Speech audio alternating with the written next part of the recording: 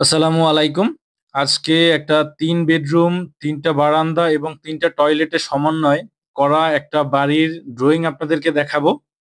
এবং যাদের এরকমের আ ১.৫ কাঠা ২ কাঠার মধ্যে জমি আছে অথবা ২.৫ শতক ৩ শতক জমি আছে, এই জমির উপরে একটা বাড়ি করতে চাচ্ছেন, তারা বেসিক্যালি আজকের এই ভিডিওটা মনোযোগ দিয়ে দেখবেন।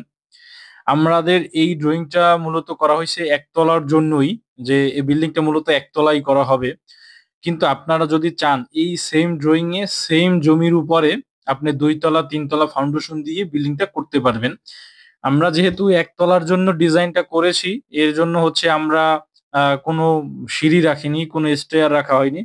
যদি এই ড্রয়িংটাকে ২ তলা বা ৩ তলা করা হয়, সেক্ষেত্রে একটা কর্নার দিয়ে আমরা বা একটা জায়গা থেকে আমরা এই ডিজাইনটাকে একটা সিঁড়ি দেব, একটা স্টেয়ার দেব, যেটা দিয়ে আমরা বাকি ফ্লোর গুলায় যেতে পারবো।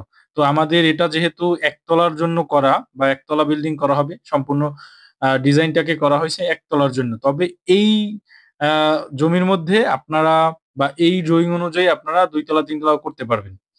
তো দর্শকবৃন্দ, আমাদের জমির মেজারমেন্ট হচ্ছে একদিকে ৪০ ফিট আর একদিকে ৩০ ফিট।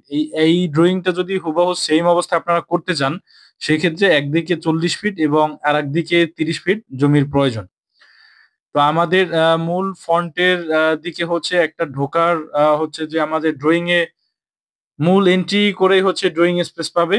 আর এই জায়গায় আমাদের ২ পাশে ২ টা বসার জন্য টুল রাখা হইছে। একটা বেঞ্চের মতন থাকবে। এরপরে আমরা এন্ট্রি থেকে ঢোকার পরেই হচ্ছে একটা ডাইনিং কাম ড্রয়িং স্পেস থাকবে, যেটা হচ্ছে ১৬ ফিট ৯ ইঞ্চি বাই ১০ ফিট ৬ ইঞ্চি। আর এর পাশে বাকি অংশে কর্নারের দিক দিয়ে হচ্ছে একটা বেডরুম রাখা হয়েছে ১২ ফিট বাই ১১ ফিট ৬ ইঞ্চি। এটার সাথে একটা বারান্দা অ্যাটাচ করা হয়েছে। এরপরে ভিতরে মিডল পোর্শনই হচ্ছে ডাইনিং স্পেসটা রাখা হইছে। আর হাতের ডানে থাকবে হচ্ছে কিচেনটা। প্রায় ৯ ফিট ৫ ইঞ্চি বাই ৭ ফিট ৬ ইঞ্চির একটা কিচেন রাখা হইছে।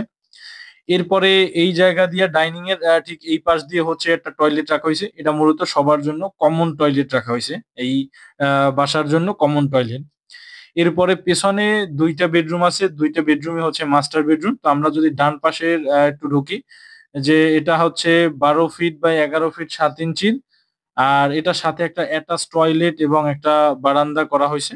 মানে এটা হচ্ছে মাস্টার বেডরুম। মাস্টার বেডরুম মানেই হচ্ছে এটার সাথে একটা টয়লেট, বারান্দা অ্যাটাচ থাকবে। আর এর পাশেরটাও হচ্ছে আ মাস্টার বেডরুম, যেটার সাথে একটা টয়লেট এবং একটা বারান্দা অ্যাটাচ করা হইছে।